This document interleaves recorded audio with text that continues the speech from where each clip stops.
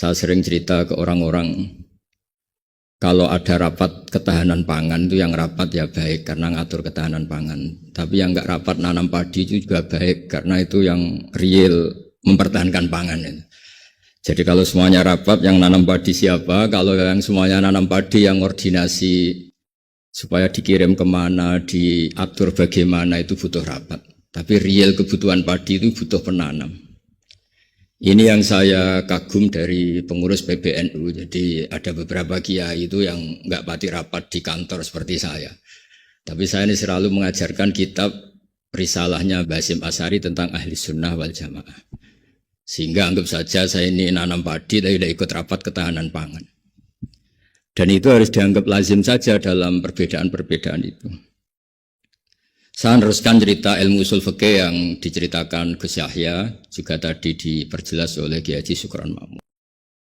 Usul fikih itu satu disiplin ilmu yang penting sekali untuk menganalisis teks. Kenapa itu penting sekali? Karena beberapa teks itu jelas berbahasa Arab. Dan bahasa Arab itu ya umumnya bahasa, ada ruang dan waktu. Sehingga ada beberapa cerita termasuk yang disebut terkenal sekali oleh Sayyid Muhammad, Abu Ya Sayyid Muhammad bin Alawi Al-Maliki. Jika semua bid'ah itu jelek hanya karena Rasulullah tidak mengajarkan atau belum mengajarkan, maka cerita seperti ini enggak terjadi. Suatu saat itu ada sahabat, entah saking kangennya Allah entah gimana, ketika iktidal itu baca Rabbana lakal hamdu hamdan katsiran thayyiban mubarakan fi. Itu tidak lazim karena selama ini Nabi mengajarkan Rabbana lakal hamdu mil as-samawati wa mil al-ardi wa mil ma syi'ta min syai'in ba'du. Atau yang terkenal dibaca Rafa Rabbana lakal hamdu mil as-samawati wa mil al-ardi wa mil ma syi'ta min syai'in ba'du. Lalu karena itu enggak lazim, setelah sholat Nabi tanya, ayyukumul qail, dari kalian semua ini yang melafadzkan kalimat itu siapa? Semuanya diam. Karena takut disalahkan Rasulullah SAW. Semuanya diam, tapi setelah akhirnya Nabi ngendikan, fa inni ra'aitu isnataya asyara malakan yabtadirunaha ayyuhum yaktubu awwalu. Saat tadi melihat 12 malaikat, mereka berebut sekali untuk mencatat kalimat itu. Kalimat itu begitu indah sehingga 12 malaikat tadi berebut ingin mencatat. Terus pemuda tadi atau orang tadi bilang, ha anada ya Rasulullah, tadi yang lafadzkan itu saya. Itu tidak ada sabkut ta'lim, tidak ada pengajaran dahulu dari Rasulullah SAW, tapi itu direspon oleh malaikat dan tentu disetujui oleh Rasulullah SAW. Maka ini satu kepastian bahwa tidak semua bid'ah, tidak semua hal yang baru itu dolalah atau sayyi'ah. Begitu juga ada sahabat, dan ini yang ditiru NU seluruh Indonesia. Itu kalau ngimami itu, padahal ini didelegasikan di satu perkampungan oleh Rasulullah. Kalau ngimami itu kulhu terus, selalu baca kulhu, Allahu ahad. Akhirnya dikomplain sama makmumnya karena ya kok kulhu terus itu kan tidak keren, apalagi trennya sekarang nyari imam itu kan hafid. Ketika dilaporkan Rasulullah bahwa yang kau tugaskan ini ya Rasulullah selalu baca kulhu. Tapi Rasulullah itu karena orang bijak mengkonfirmasi dulu, kenapa Anda baca kulhu terus? Kata orang tadi, li'annaha sifatur rahman. Artinya ayat-ayat dalam kulhu itu sifat Allah. Maka saya suka. Di situ tidak ada hadun nafsi, tidak ada ayat yang menguntungkan kita. Semuanya tentang Allah. Biasanya kita sebagai muslim kebanyakan kan selalu memanfaatkan sifat Allah.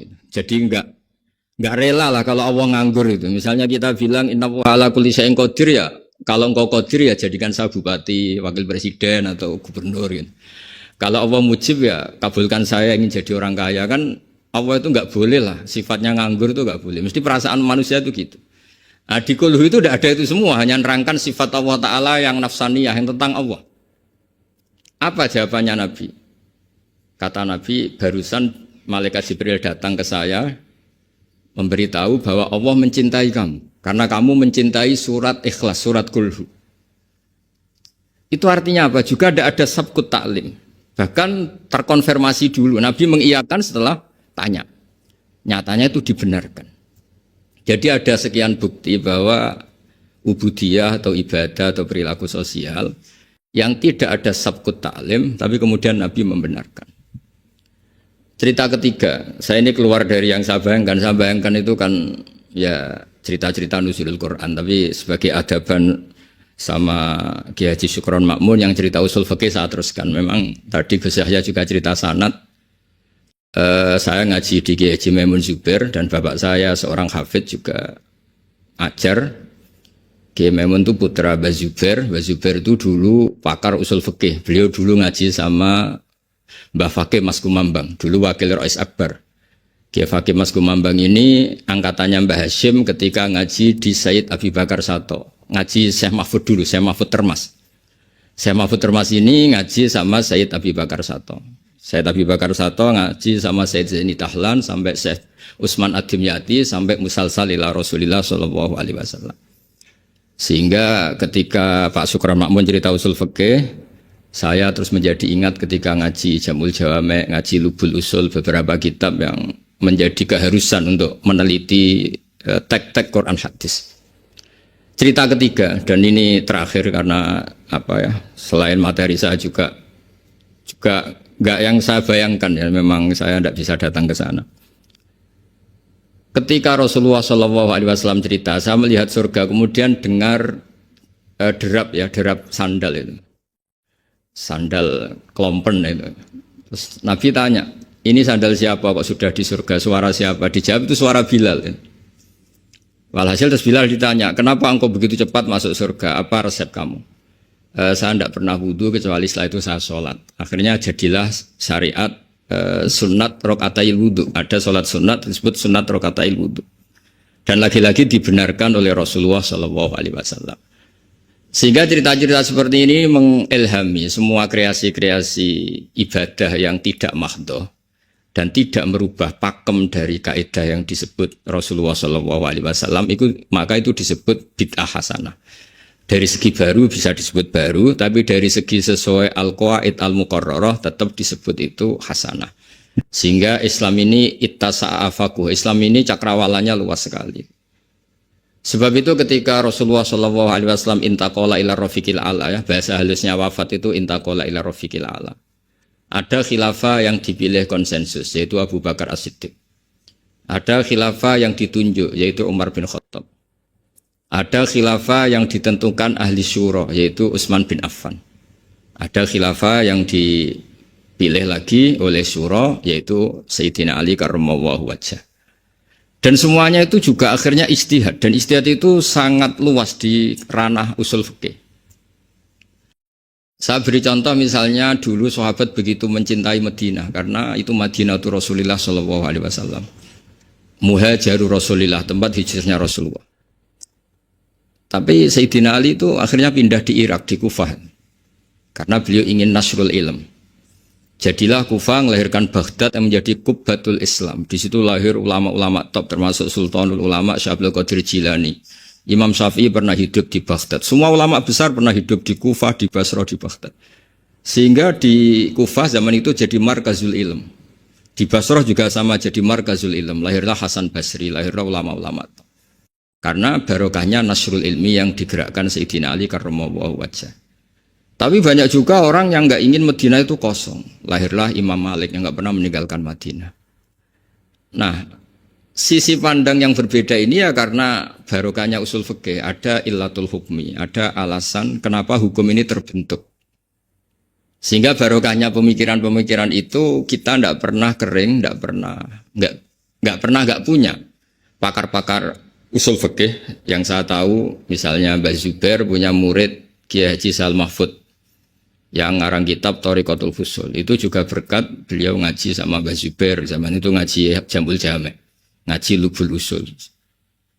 Akhirnya setelah Mbah Zubair mewakili Mbah Fakih Mas Kumambang, mewakili Mbah Mahfud Termas, kemudian mewakili Sayyid Abi Bakar Sato, juga mewakili dari abahnya namanya Mahfud bin Abdullah bin Abdul Manan. Ki Abdul Manan ini yang orang pertama Indonesia yang di Al-Azhar di Mesir, sehingga di kedutaan Mesir orang Jawa pertama alim alama yang di sana namanya Syekh Abdul Manan. Itu ngaji sama Shahibul Ithaf yang punya Syarah Ihya, namanya Ithafus Sadatil Muttaqin, Ithafus Sadat Al-Muttaqin. Itu kitab yang luar biasa karena Ihya dikarang 600 tahun yang lalu itu tidak ada yang berani mensarai.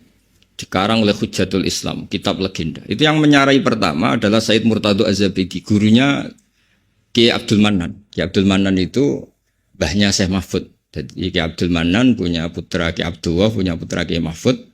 Ki Mahfud ini punya putra namanya Muhammad. Nah, Gus Muhammad ini yang mulai hidup lagi di Indonesia, di Betengan Demak. Lalu Syekh Ithaf ini, Sayyid Zabidi, ini nganalisis ilmu itu luar biasa. Ini yang al-ilmu bidiroyah. Di luar riwayat itu ada al-ilmu bidiroyah. Kita tahu tadi dawuh Pak Sukron, kita madaih, kita maulid. Dan maulid itu luar biasa. Di situ ada sejarah Rasulullah, ada sholawatan, ada semuanya. Dan ketika kita pakai ilmu diroyah, kualitas sholawat ini luar biasa. Bukan sekedar biasa, luar biasa. Hadhihi kalimatul mahabbah, ini kalimat mahabbah yang menjadikan kita tidak akan kecelakaan kayak yang dialami umat Isa alaihissalam. Yaitu Rasulullah SAW ini jadi nabi setelah Nabi Isa alaihissalam. Di mana orang yang senang sekali sampai memposisikan di atas kapasitas sebenarnya, sampai menuhankan. Yang benci juga benci sekali sampai menuduh yang macam-macam. Akhirnya apa? Umatnya Nabi ini dikelola oleh kalimat sholawat. Yaitu umatnya Nabi itu begitu mencintai Nabinya, sangat-sangat mencintai, tapi tidak pernah sampai menuhankan. Itu apa? Yaitu kalimat sholawat, kata Sayyid Zabidi. Allahumma sholli ala habibika, abdika, rasulika Muhammad. Kita minta Allah sebagai pemberi. Rasulullah apapun hebatnya, beliau adalah seorang hamba kekasihnya, sebagai penerima. Maka kata Sayyid Zabidi, wa Muhammadun Rasulullah wa injalla qadruh muhtajun ila rahmatihi subhanahu wa ta'ala. Apapun hebatnya Rasulullah SAW, beliau tetap seorang hamba yang butuh rahmatnya Allah Ta'ala. Sehingga hadil kalimah ini kalimah yang memantapkan umat Islam tetap memposisikan la ilaha illallah sebagai Tuhan, Muhammad Rasulullah sebagai yang paling dikasih Tuhan, yaitu dikasih Allah Subhanahu wa Ta'ala. Sehingga kalimat sholawat ini berkat analisis diroyahnya Sayyid Zabidi menjadi kalimah yang luar biasa. Bukan sekedar kalimah mahabbah, bukan sekedar kalimah yang menjadikan kita berhak dapat syafaatnya, juga kalimat yang memantapkan tauhidnya umat Islam, yaitu la ilaha illallah Muhammadur Rasulullah, yaitu Allah sebagai al-mu'ti, sebagai pemberi, Nabi sebagai penerima. Jadi Allah tetap sebagai Tuhan yang memberi rahmat, memberi sholawat, memberi askat tahiyat, memberikan amal barokat, makanya semua yang terbaik diberikan sama kekasihnya terbaik, yaitu Rasulullah SAW. Disebut hadis sholawat itu syihotul mahabbah, juga syihotul tauhid, juga syihot yang menjadikan kita tidak akan mengalami kayak yang dialami oleh umatnya Nabi Isa alaihissalam. Jadi sanad-sanad ini penting. Ya seperti Gus Yahya ini saya tahu beliau putra Kiai Khalil, juga teman bapak saya, cucu dari Kiai Bisri. Kiai Bisri itu menantu Kiai Khalil Harun yang dulu gurunya Kiai Makhrus Lirboyo. Mbah Khalil Harun ini dulu ngaji sama kakaknya namanya Mbah Umar Harun. Sama-sama di Mekah menangi namanya Sayyid Umar Sato, kakaknya Sayyid Abi Bakar Sato Sohibul I'anah. Ya kemudian sanad berlanjut ke Sayyid Zaini Dahlan sampai ila Rasulullah SAW. Jadi saya senang sekali tadi ketua PBNU kok ngaji lagi, senang saya dalil-dalil inna hadal ilma dinun fangzuru aman takhuduna dinakum, senang sekali. Ya saya hafal lah wong ya saya ini kan kata orang banyak pantas-pantas saya hafal karena saya ini kiai tukang ngaji. Jadi ya pantas saya hafal. Yang jarang ngaji aja hafal, masa yang sering ngaji udah hafal. Jadi pantas-pantasnya itu hafal. Tapi memang harus hafal ya, semua tokoh-tokoh NU harus hafal bahwa inna hadal ilma dinun fangduru amman ta'khuduna dinakum. Ilmu itu agama. Kamu lihat kamu ngambil dari mana?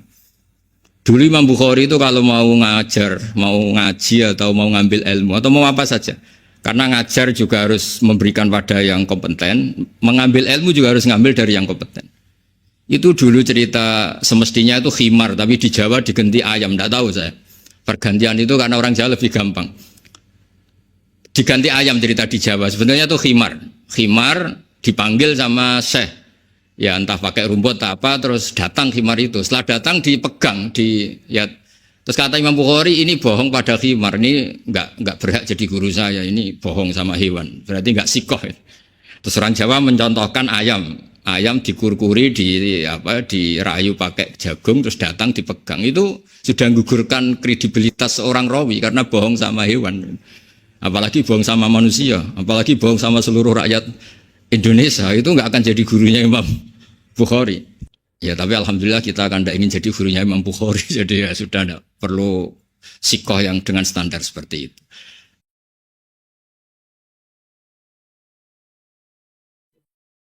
Tapi saya pastikan semua ilmu itu mudah. Karena tadi Allah sudah janji fa'innal aqla mutarratun ila qabulil haq, kata Imam Syafi'i. Akal itu akan dipaksa untuk menerima kebenaran. Sehingga mengawal kebenaran itu tidak perlu serius-serius banget. Yasiru wala tu'asiru. Karena akal fa'innal aqla mutarratun ila qabulil haq. Akal ini pasti dipaksa untuk menerima kebenaran. Tadi misalnya agama ini berkonsep supaya ada iddah.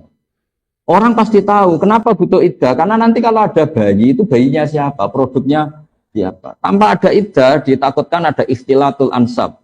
Anak ini anak bapaknya siapa? Enggak jelas. Ya itu andai kan enggak diatasnamakan agama, orang akan mengatakan memang aturannya harus demikian. Sebab itu agama ini sebagiannya disebut Allah fitratallahi allati fataran nasa alaih. Agama ini agama apa? Agama menurut logika manusia pasti benar. Orang normal, maksudnya ini bicara orang normal. Haramnya khomer juga demikian. Kenapa khomer haram? Ya karena khomarul akal. Karena mencederai akal. Padahal menjaga akal termasuk wajib. Nah, lalu yang dikatakan khomer apa? Ya dulu asirul inab. Dulu itu ya inab yang diperas. Lama-lama kenapa haram? Nah, ini ilatul hukmu. Ya karena yukhomirul akla, merusak akal. Artinya terus fakul lumaforomaral akla, yang merusak akal yang namanya khomer. Atau sama-sama muskir. Atau sama-sama haram. Yaitu ada masalikul illah. Nah, kemudian ulama berdebat. Apa kias itu penting? Ada yang mengatakan penting tidak penting, yang jelas nanti hasilnya sama. Ada yang cara ulama ngendikan nggak perlu dikatakan kias, cukup dikatakan min itlaqil ba'di wa iradatil qul. Jadi kalau Allah mengharamkan fala taqul lahuma uffin, sekedar bilang hus saja haram, apalagi yang di atas hus. Atau al murad bin nahyi an qauli uffin adalah at-tabajjur atau al-idza. Yang dikehendaki Allah haramnya mengatakan hus pada orang tua adalah al-idza. Maka apalagi nabuk, iya apalagi nyadu. Apalagi membiarkan orang tua miskin utang-utang tonggo, itu ya haram juga. Jadi, lah itu kan lagi-lagi dzauq. Mungkin orang dulu tidak mengistilahkan itu min itlaqil ba'di wa iradatil qul, atau mengatakan itu masalikul illah atau illatul hukmi adalah al-idza, sehingga apa saja yang menyakiti orang tua haram. Itu kan sudah dibahasakan oleh ulama. Karena mau tidak mau ulama butuh istilah. Untuk mempakemkan satu teori ada istilah, ada terminologi. Tapi tanpa itu pun agama ini bisa difahami. Itu yang disebut walaqad yassarnal Qur'ana lidzikri fahal min. Sehingga dulu saya ini termasuk pengagum cerita-cerita orang Buduwi. Orang-orang Buduwi itu orang yang jauh dari pemahaman. Tapi seringkali mereka kalau bikin natijah, bikin kesimpulan itu sering benar. Misalnya Nabi pernah ngendikan yadhaku rabbuna. Allah itu pernah senyum melihat ini, melihat orang sering jamaah, melihat ini. Si Arabi tadi mungkin tidak pati hafal jumlah yang Allah senyum kepada siapa saja itu nggak pati hafal deh. Cuma dia langsung takok. Awayat hakur rabbu ya Rasulullah. Apa Tuhan itu pernah senyum? Iya. Jawabnya Arabi tadi lucu. Lana dima min rabbin yadhaku khairan. Wah kalau Tuhan pernah senyum, biasanya orang senyum itu nggak mau menyiksa, akan baik-baik saja. Jadi dan itu dibenarkan Rasulullah. Beberapa kali orang Buduwi punya kesimpulan, Nabi ngendikan mansar ruhu ayang duro ila ahli jannah fal yang duri lahat. Kalau kamu ingin melihat penduduk surga yang masih hidup, ya lihat. Jadi orang Buduwi karena apa? Ya agama ini mudah. Lagi-lagi agama ini mudah. Sehingga orang yang nggak cerdas banget itu ya bisa paham. Meskipun nggak bisa ngistilahkan tadi. Ya pusing kalau orang bisa di konwil masalikul illah harus ada jamek. Mutarid, mutakis, jamek manek, nggak boleh ada farik. Itu, oh iya kalau nggak paham bisa bilang amin itu. Ya doa itu. Tapi ini kan cerita apa? Jadi karena tadi Pak Said sudah memberi ilmu yang luar biasa, ini saya bantu teman-teman Solo 3 supaya nggak perlu kaget. Itu semuanya mudah. Yang kamu nggak hafal itu hanya istilah, tapi nurani kamu akan paham. Karena walaqad yassarnal Qur'ana lidzikri fahal min muddakir. Jika dulu itu begitu mudahnya orang-orang Buduwi memahami Islam. Sampai ketika Islam nggak difahami Ikrimah bin Abi Jahal, nggak bisa difahami oleh orang-orang kafir yang masih kafir zaman itu. Nabi kalau ngendikan ketika dapat informasi tentang itu hanya ngendikan gini, mithluhu la yajhalul Islam. Orang secerdas dia itu tidak akan bodoh tentang Islam. Akhirnya mereka yatafakkaru fil Islam wa yata'ammalu fil Islam. Akhirnya masuk Islam. Karena kata Nabi malah dipuji ketika mereka masih belum Islam, ditawarin Islam belum mau, tapi Nabi ngendikan mithluhu la yajhalul Islam. Ternyata betul setelah Islam itu dikaji, Makanya pentingnya sulhul Hudaybiyah ketika semua perjanjian itu merugikan Nabi dan orang Islam. Masyhur itu sulhul Hudaybiyah. Dan orang nggak bisa memahami sulhul Hudaybiyah karena di antara perjanjian itu sangat merugikan Islam. Kalau orang Islam masuk kafir harus dibiarkan karena kafir dianggap habitat. Kalau yang kafir masuk Islam harus dikembalikan. Itu kan satu perjanjian yang sangat-sangat merugikan. Tapi ada poin yang diinginkan Nabi yang orang nggak tahu zaman itu. Yaitu Nabi ngendikan, tapi syaratnya di kafir Quraisy boleh mendiskusikan Islam. Itu aja benar. Dan orang nggak boleh dilarang ketika berdiskusi Islam. Akhirnya apa yang terjadi? Fama yatakallamu ahadun fil Islam illa dakhala fihi. Orang diskusi Islam akhirnya masuk. Karena setelah diuji secara ilmiah pasti kecenderungannya orang Islam. Misalnya diskusi di Darun Nadwa. Tuhan kita sama Muhammad keren mana ini? Tuhan kita apa ya? Berhala itu. Yang kita mandikan, kita urusi. Kalau rusak ya kita dandani. Dan Tuhannya Muhammad siapa? Yang menciptakan langit bumi. Kan jauh, kerennya kan enggak. Akhirnya ya semuanya masuk Islam. Makanya dawai Abu Bakar ketika mengenang itu, kita semua zaman itu enggak paham. Tapi akhirnya menjadi tahu. Nah karena mereka sudah masuk Islam, ya sudah otomatis perjanjian yang merugikan Islam itu ya dibatalkan mereka sendiri. Nah di sini hebatnya Quran, hebatnya Islam. Bal naqdhifu bil haqqi 'alal batili fayadmaghuhu fa idza huwa za. Islam datang dengan hak. Ciri utama hak itu apa? Kalau berhadapan-hadapan dengan batil, pasti kemenangan ada di hak. Fayadmaghuhu fa idza huwa zahid. Pasti barang hak ini akan mengalahkan yang batil. Fa idza huwa zahid, dan batil itu pasti hilang. Makanya disebut ja'al haqqu wa zahaqal batil. Bagian ayat lebih ekstrim lagi. Diistilahkan mayubtiul batil wa mayuqid. Barang batil itu tidak akan bisa memulai dan tidak akan bisa kembali. Maksudnya yang namanya berhala atau yang namanya manusia itu tidak akan menjadi Tuhan. Dari dulunya ya tidak akan Tuhan, depannya juga tidak akan sebagai Tuhan. Karena hakikat batil adalah mala wujuda lidzati. Memang hakikatnya tidak pernah ada. Nah, itu juga akhirnya terus ilmu yang seperti ini ada yang mumpuni jadi filsafat, jadi filosof, kayak Imam Razi dan sebagainya dan sebagainya.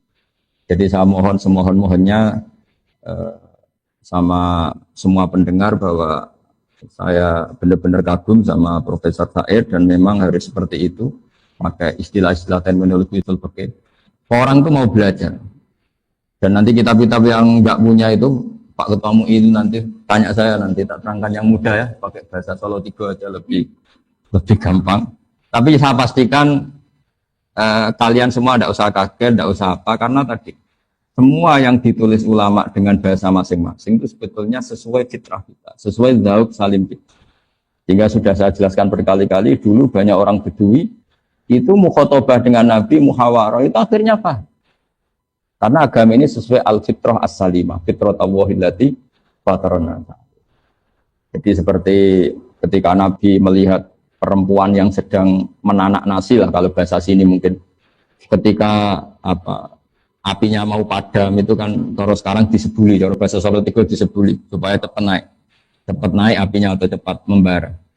Itu bayinya dijauhkan. Terus ketika sudah agak jeda, bayinya didekap lagi. Kata Nabi, ara'aitum anna hadhihi tarihatun waladaha ilan nar. Apa kamu berpendapat bahwa seorang ibu ini membuang anaknya ke neraka? Ya tidak akan ya Rasulullah, tidak akan. Terus ketika Nabi, Allahu arhamu bi ibadihi min hadhihi bi waladihi.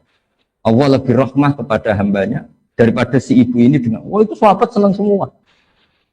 Karena kalau seorang ibu saja gak tega anaknya di neraka, di api, apalagi Allah yang lebih arham, lebih rahman rahim. Tapi kata Nabi, faktanya banyak yang di neraka, ilaman abah. Kalau ada orang masuk neraka, itu salah dewi. Terus dicekeli kanjeng Nabi, cek berusut. Gitu. Karena selalu itu tadi, terus di dunia ini ada contoh sekian hewan, yang dia memang nyari api. Dan kita jangan seperti hewan yang goblok itu. Wong api kok dicari. Jadi sebetulnya Nabi ini sudah akhidun bihujazikum, sudah megangin kita supaya tidak jatuh kan. Tapi sebagian kita ngawur sekali tetap menuju api. Jadi ini pesan saya supaya ilmu dari beliau, ya kita semua minta restu beliau, minta doa beliau dari Profesor Said, supaya barokah. Saya sebagai yang muda membantu lah, bahwa itu mudah.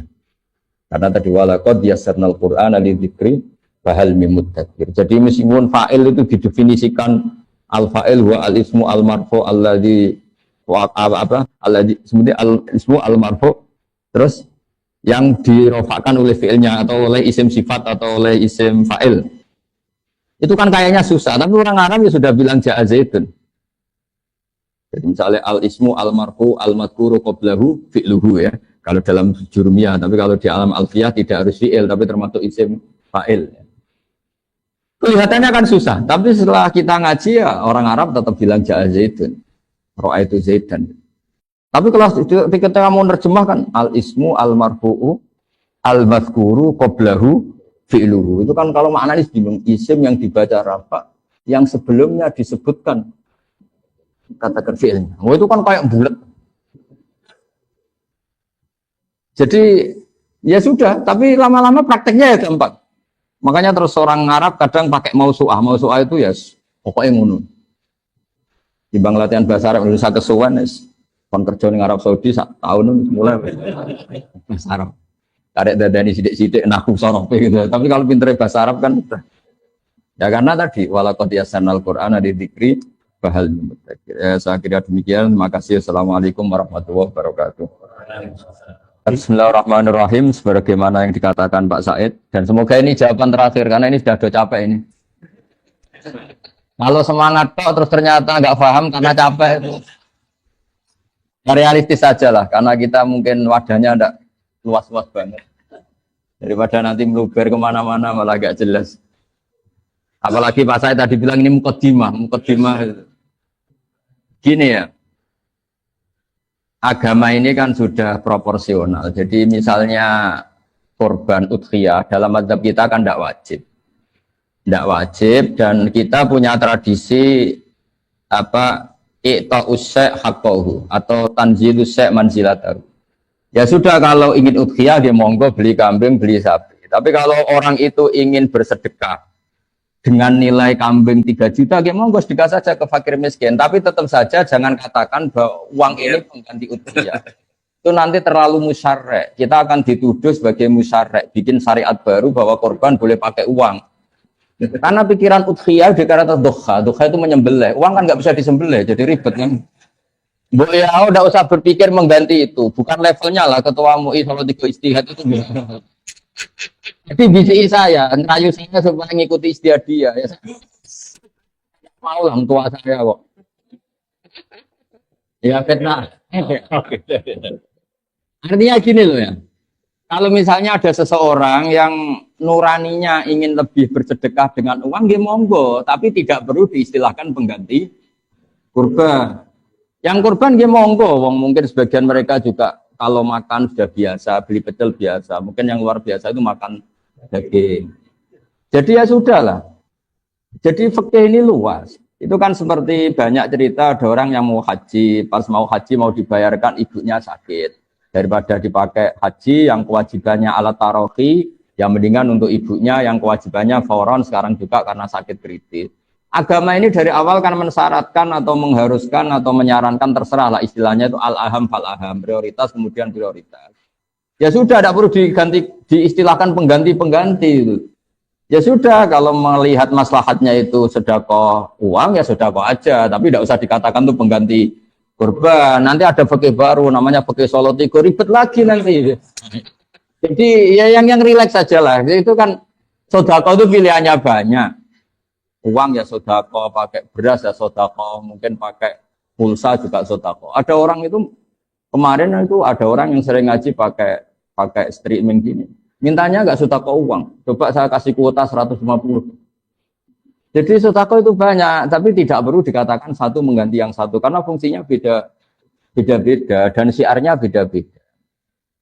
Karena lafadz wal budna itu jelas disebut di Quran. Budna itu maknanya unta. Ya. An'am juga disebut. Terus ada kata wanhar dan sembelihlah. Itu ribet kalau nafsirkan uang disembelih. Daripada ribet, cobalah kita tidak perlu istilahkan pengganti korban dah. Ada orang yang cara berpikir yang sedekah nggih monggo, yang berpikir korban nggih monggo. Kalau dia berpikir yang relatif gampang sekarang uang ya uang. Memang gampang uang kan, kalau beli kambing kan minimal 2,5 juta.